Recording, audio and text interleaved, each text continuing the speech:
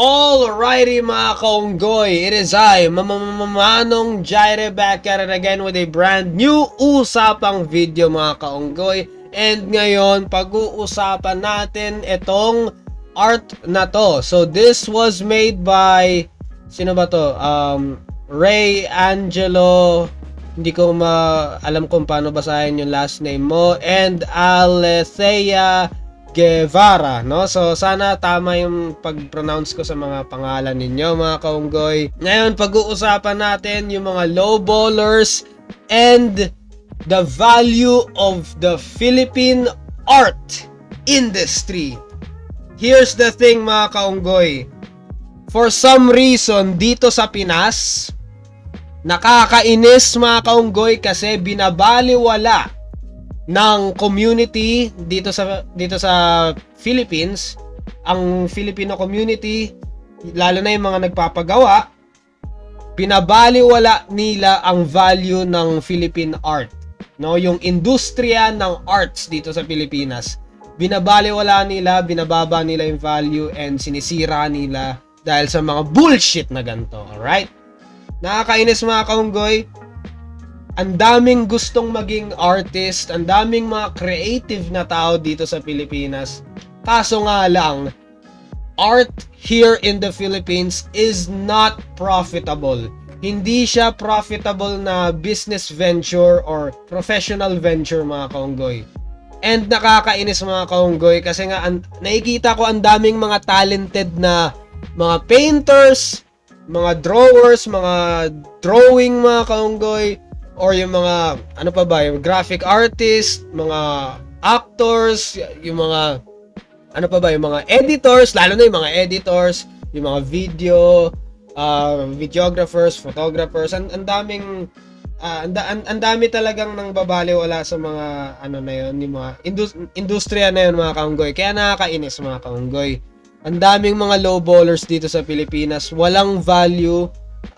Nakakalungkot na walang value ang art dito sa Pilipinas. And that's a fact, no? Ito, basahin natin to. It is frustrating to deal with lowball offers. I can attest to that. Nakakainis, no? Yung mga lowball na tao dito sa... Actually, ito I have worked with Filipino clients, no? Yung mga nagpapagawa. Oh, i-edit mo to. Oh, i-video mo to. Maging videographer ka, maging photographer ka para sa event na to, mag-edit ka sa amin, SDE, ganto ganyan. Nakakainis kasi most of the time binabarat ka or nang babarat sila. Nakakainis, mga kaunggoy, kasi magseset ka ng price tapos babaratin ka lang. And ang dami kong experience na magsasabi ako ng price tapos grabe yung pambabarat. Like, let's say, ang offer ko is, let's say, 2,500 per video. Tapos, parang binarat ako na, 1,000 na lang, video and edit. And I'm like, putang ina naman yan. What the fuck, man? Anong klaseng kashitan yan? Are you fucking kidding me, mga kaunggoy? What the fuck is that shit? What the fuck kind of lowball is that? Maintindihan ko pa sana kung, 2,000 na lang. 1,500 pero ang sobrang baba, mga kaunggoy. Anong klaseng katangahan yan? Ngayon, meron pang mga malala, no? May mga tao na nagsasabi na, your video editing cost is expensive. If we are going to, video editing standards, yung mga rates ko, that's not, hindi pa yan mahal. Hindi pa yan expensive. If anything, yung mga video editing rates ko, it is cheap. Ngayon, kung sasabihin nyo, bakit ang mahal ng pag-edit ng video? Bakit ang mahal pag may mag-hire ng videographer or mag-edit ng video? Bakit ang mahal? Well, here's the thing. Isipin nyo, yung babayaran ng internet, yung video editing assets, video editing software, yung skills, yung talent, lahat-lahat yun. Binabayaran yun. Time, effort, energy, sleep, lahat yon bayad. Okay? Hindi ito yung pindot-pindot lang. Oh, madali lang mag-edit kasi pindot-pindot lang mga kaunggoy. Anong klaseng katangahan yun mga kaunggoy? Yeah, lowball offers which are quite common in the Philippine art industry. It is a downplay and a lack of respect mismo for your expertise as you are most aware of your own skills. Here's the thing mga kaunggoy. I have my rates for a reason. Merong reason kung bakit ganon ang rates ko. Kung namamahalan ka, sorry na lang. My rates will not adjust to your budget. Alright? Hindi mag-a-adjust ang rates ko sa budget mo. Wala akong pakialam dyan sa budget mo kung hindi mo kayang magpabayad or whatever the fuck. Now, here is the fucking thing. Kung hindi mo kayang magpa-edit, no? Kung hindi mo kayang magbayad, then ikaw na lang mag-edit mismo. Ngayon, kung magpapaturo ka sa akin, oh, turuan mo na lang ako mag-edit. Fuck you, man. I ain't teaching you shit.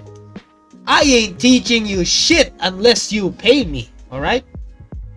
Ngayon, alam ko sasabihin nyo, oh, Manong Jaire, mukha kang pera. Yes, mukha akong pera. I love money. Why do I love money? Money is the reason I am fucking alive right now. Money is the reason why my fur babies are alive right now and are healthy right now. It is because of money na meron akong nayayakap na pusa, no, na fur babies, alright? It is because of money. It is because of money that I am sane right now, no? Pangbayad sa mga antidepressants, alright mga kaunggoy. Pangbayad sa internet, food, water, shelter. Lahat yun mga kaunggoy. Why would I not be mukhang pera? Mukha akong pera because I need money to survive. You need money to survive. We all need money to fucking survive in this godforsaken planet, mga kaunggoy. Okay, so you are most aware of your own skills, yes, and competence that are built on years of mastery. You should stand your ground and make clients empathize with your value. If client insists on unreasonably low prices and undervalue your work, it might be best to decline and walk away. Ngayon, meron akong mga dinecline na client na masyado kang barat or whatever. Ang dami ko nang na-decline kasi nga masyadong lowball, parang nakakaputang ina yung deal. Nilalayuan ko na lang, nag-walk away ako. Ang dami kong dinecline talaga. And lalo na yung mga bullshit deal, yun grabe yung parang pambabarat, no? I walk away because sayang sa oras. Sayang sa oras. Why would I put effort into your shit if you're not willing to put the effort to pay me fairly? Alright? When I could be using my effort to work on other clients that will and can pay me fairly. Why would I settle for your fucking lowball offer?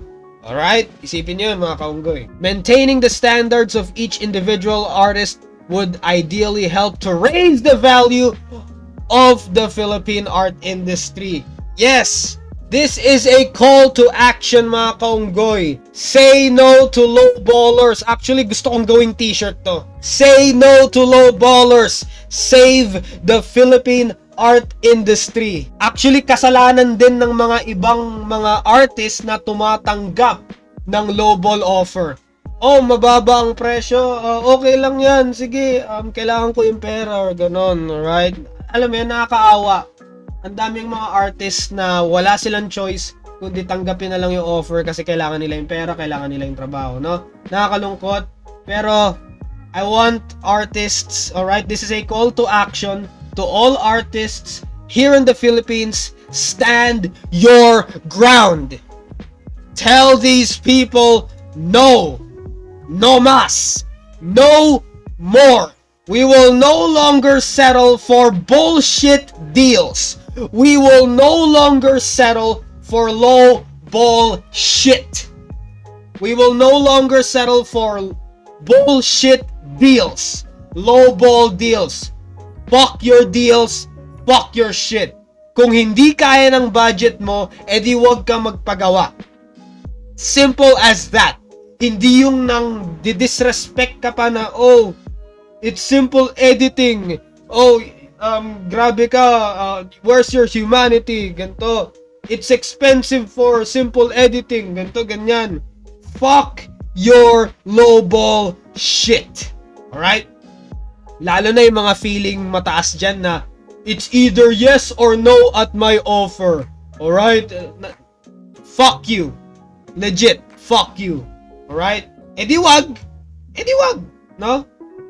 Kung hindi mo kaya magbayad ng ganong rate, edi wag. Hindi yung may pahabol ka pang bullshit, yung binabastos mo pa yung professionalism or yung professional work ng isang tao, no? Mag-say no ka na lang, hindi yung mangbabastos ka pa ng expertise ng isang tao. Yung mangda-downplay ka pa, mangdi-disrespect ka pa ng professional shit ng isang tao, alright? Fuck you. Legit, fuck you. Ngayon, ang message ko dito sa video na to, we have to save the Philippine art industry. This is my story. Ngayon, kung si Cody Rhodes meron siyang finish the story, ako rin meron din akong finish the story. And I have to finish the story. Simulan natin tong movement na to. Ito, okay to, wag kang barat. Madali lang yan, 150 budget, tapos sinampas ng brush. Deserve talaga yan, putang ina. Alright? Ngayon mga kaunggoy, this is a call to action. Lahat ng mga artists ngayon sa Pilipinas, sana nanonood kayo. And sana lahat tayo, we will be powerful enough to say no. Alright? This has to stop. This lowballing shit has to fucking stop. These people need to fucking learn. Alright? Ulitin ko, these people have to learn. Our rate will not adjust to your budget. Ito, ayan, my prices are based on my talent, not your budget. Exactly. Exactly, mga kaunggoy. So ito, another post din to. Napakalungkot nito. This is how I know our local entertainment business mentality and standards are screwed. Internationally, this is how they think. Quality, not popularity.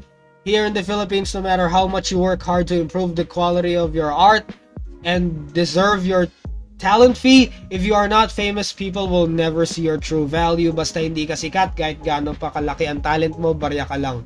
Exactly. At yun ang nakakalungkot. Pero anong masasabi nyo dito mga kaunggoy? Anong masasabi nyo sa mga lowballers? Bakit sa tingin nyo ang daming lowballers and everything? Bakit sa tingin nyo nang lowball sila? Put it in the comments below and let me know. Join the Animal Kingdom mga kaunggoy. Like, comment, share, and subscribe. If you want to support this movement, gagawa ko ng merch soon. And magkakaroon tayo ng parang and support this channel. You can use super stickers, super thanks mga kaunggoy, ayun lang. And that's the bottom line because Manong Jare said so. I gotta head out.